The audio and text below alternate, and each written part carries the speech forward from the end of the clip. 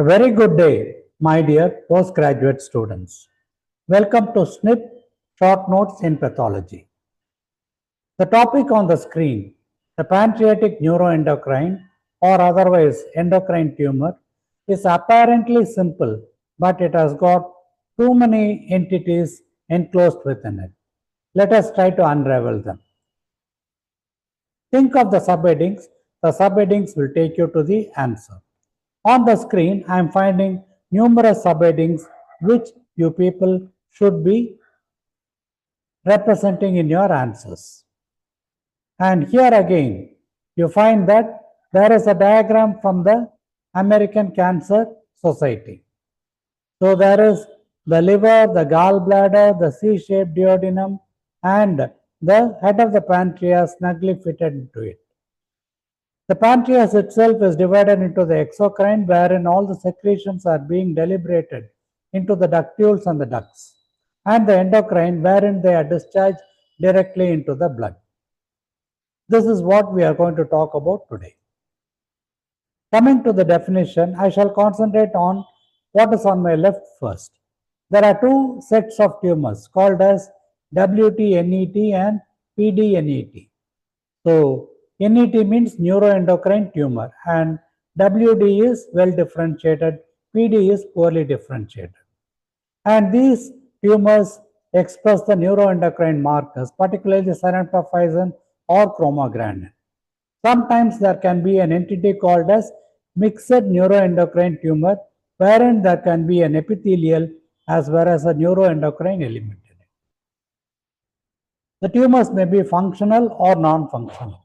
Functional means they elaborate the hormones, and non-functional are not associated with a clinical picture as is usually is. The non-functional will be less than 0.5 centimeters in diameter. Coming to the definition as such, these are tumors which express neuroendocrine markers and may be functional or non-functional. The pancreatic neoplasms itself. This is not a WHO classification. Thanks to Wikipedia, it is a very simplified one. But what I would like to impress upon you people is there is about 1 to 2% of what is called as endocrine neoplasm, and the others are non-endocrine, which may be again epithelial or a pancreatoblastoma, etc. So these are there. And again, they are being divided into the malignant, the borderline, as well as the benign lesions. Solid and cystic is another way of looking at it.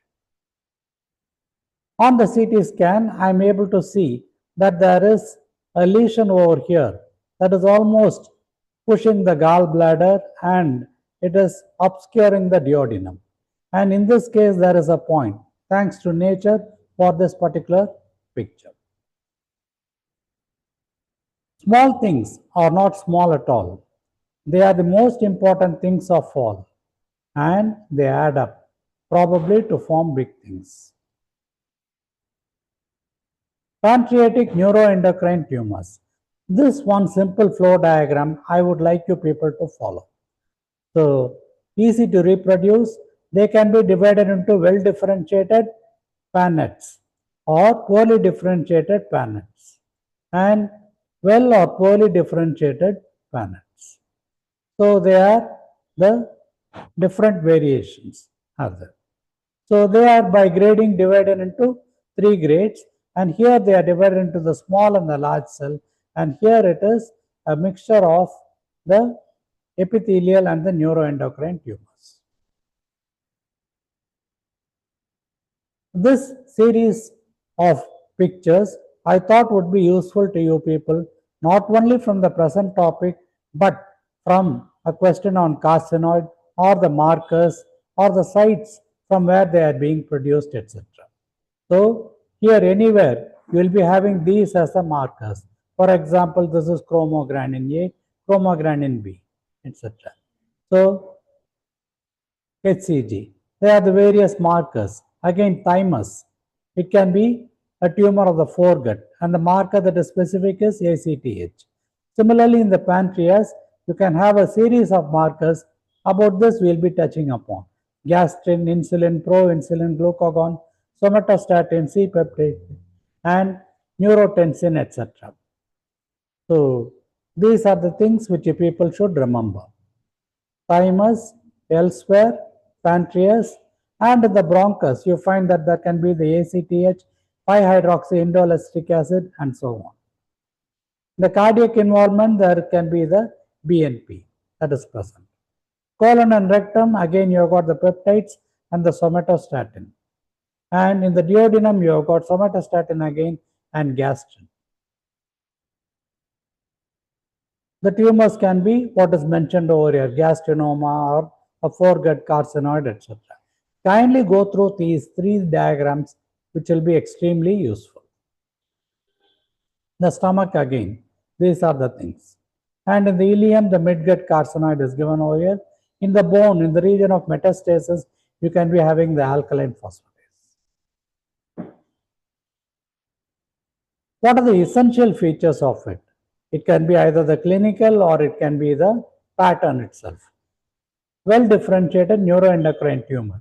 They all have got an organoid architecture. Organoid is one basic word that we should remember. It means endocrine-like. So the tumor cells can be arranged in ribbons, trabeculae, nesting, glandular or pseudoacinar pattern, and the chromatin will be in a salt and pepper pattern. There can be uniformity of the cells, round or ovoid, and necrosis is rarely present. Also, there are some salient features for some tumors. For example, in amyloid, you get it in insulinoma, some bodies in somatostatinoma, microadenoma in MEN1 syndrome, and clear cells in von Hippel-Lindau syndrome. The essential features of the poorly differentiated neuroendocrine tumors. The tumor cells are in diffuse, pattern can be lost. They are atypical and malignant looking, small or large, abundant mitosis, and apoptotic bodies can be present. Probably this is an apoptotic body and this is a pleomorphism I am finding in the cell. Necrosis is quite frequent. So probably there is a region of necrosis that is seen. So thanks to this particular reference and courtesy Journal of Hepatobiliary Sciences for this picture. Grading of it. This again we should remember, you people are all quite familiar with it, the mitotic index as well as the Ki67. So there are three grades and then this is the way we divide. Mitosis less than 2, 2 to 20 and more than 20, and Ki index less than 3, 3 to 20 and more than 20, and categorized into well differentiated and poorly differentiated. By the way, there are some ancient terms such as the islet cell tumor, the carcinoid, apodoma, etc., which can be asked as questions and we should be familiar with. Further details go to the WHO. This again is a panel of markers. This I would like you people to kindly go through it. So you find that PANET means for all the neuroendocrine tumors. So this is a list of the tumor over here, the carcinoid, non-functioning carcinoid, insulinoma, gastrinoma, etc., the glucagonoma and the large cell tumor of the lung, and the corresponding markers which are there. This I would like the postgraduate students to kindly read repeatedly. It will definitely get ingrained into your mind. So what is the epidemiology of this tumor? You find that they form about 5% of the pancreatic neoplasms. The incidence is 1 in 1 lakh persons. Third to sixth decade, but any age has been mentioned. Male more than female, mostly they are sporadic. And 10 to 20% can be associated with syndromes, such as the MEN syndrome or the von Hippel-Lindau syndrome, neurofibromatosis over here, and tuberous sclerosis complex. These are all the things and the percentage is given over here. Incidentally, here again I am finding a ribbon-like pattern, a gyriform pattern of the tumor cells which are being separated by slender stroma and that has got a rich vasculature. Grossly, the tumor is well circumscribed. Look at this one. It is well circumscribed and almost homogeneous. It is somewhat pinkish to tan in color. Not much of hemorrhage and necrosis unless it is malignant. It can be lipid rich. in which case there is an yellowish color, probably something like this, which is more prominent in the adrenal. Sometimes the larger tumors can be lobulated and they can be infiltrative into the surrounding fibro-adipose tissue and organs. So these are the well differentiated. It is a repetition. I am not going to go into this. And the poorly differentiated, you have increased amount of mitosis and apoptotic bodies, necrosis, increased NC ratio, nuclear hyperchromasia, and prominent nucleoli. This I think you people can write for any of the standard answers. And this again is a well differentiated glandular pattern that I am seeing, thanks to this particular reference. So the behavior is given over here. In a benign one, it is confined, there is absence of angioinvasion, and it is usually smaller, mitosis is less. Whereas uncertain behavior can be confined to the pancreas, whereas the diameter is more and mitosis is also increased. Well differentiated, it is a low-grade malignant with gross invasion and metastasis. Poorly differentiated, obviously there will be distant metastasis and high-grade malignancy greater than 10 per 10 high power field. And this is a case of a mixed neuroendocrine tumor. I am finding a tumor here as well as here, but both are totally different entities. Clinical features. So this is a very miniature or a nursery school like picture, but then what is important to be highlighted is the manifestation in the case of a carcinoid or a neuroendocrine tumor is in excess of its size or invasion. It will be a small tumor, but then the substance that it produces creates havoc. It can be non-functional, as I had mentioned, but in that case, if it is large, it can be causing a local obstruction.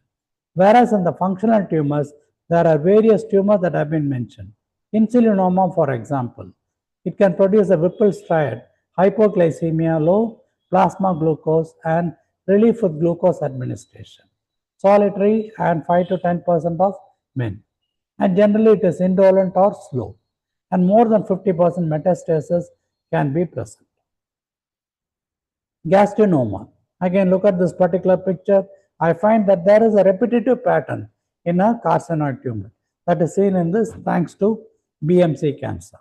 Again, a Zollinger-Ellison syndrome can be there, duodenal ulcer, gastroesophageal reflux, and located at the gastrinoma triangle, which is this particular location between the bile duct, duodenum, and the pancreatic head. Most commonly found in the duodenum rather than the pancreas and associated with men. Glucagonoma, 4 Ds, diabetes, dermatitis, deep vein thrombosis, and depression. And there is a migratory necrotizing erythematous lesion that is seen in the legs. Solitary and large, and again it is associated with men. Somatostatinoma, diabetes mellitus, here the diarrhea, steatorrhea, anemia, and there will be a severe hypovolemia and shock also that is possible. Very large, solitary or large, more than 50% have metastasis by the time it is identified. And this is one which is projecting into the lumen. ACTH or the Cushing syndrome, serotonin can be produced and growth hormones, and it is solitary and large. Serotonin, histamine, etc., vasodilation. Zonal distribution is present. Based on this, we can to some extent conclude what kind of a tumor it can be. For example, in the head and pancreas, it can be insulinoma, gastrinoma, somatostatinoma, vipoma. Vipoma is given over here. ACTH. And in the body again, insulinoma and gastrinoma. Tail, these are the list of tumors. Kindly have it in mind. Vipoma is Werner-Morrison syndrome. Watery diarrhea or hypoglycemia. And it can be solitary and tail is more prone than the head. A flow diagram can definitely be useful in the approach to this. So neuroendocrine tumor, sometimes it can be unknown primary cancers. So what do we do? If it is going to be creatinine kinase increased, then you find that there can be epithelial lesion. And you find that TTF can be present and primary men syndrome can be there. And it can be because of CK7, Bombesin can be identified, or calcitonin can be identified in the parathyroid. In the lower gastrointestinal tract, you find that serotonin and other markers have been mentioned. Whereas in the upper GAT, it can be ileal hormones and gastrin which can be produced. This is one. Whereas in a pheochromocytoma or paraganglioma, GATA3 and SNRED are implicated. So this is a flow diagram that can be useful in the diagnosis. The laboratory findings will be elevated hormone levels which can lead to a functional disease. Also, you will have to refer to the table for the various references. Radiologically, it is a solid, hypervascular. It can be cystic also, well circumscribed. And the CT has got less sensitivity, whereas MRI is highly sensitive. Gallium 68 has been useful. It is useful for somatostatin receptor tumors. Hope this particular approach is needed and you people will be able to attempt a question not only on the neuroendocrine tumors but on the carcinoid as well as the carcinoid syndrome and so on. Thank you.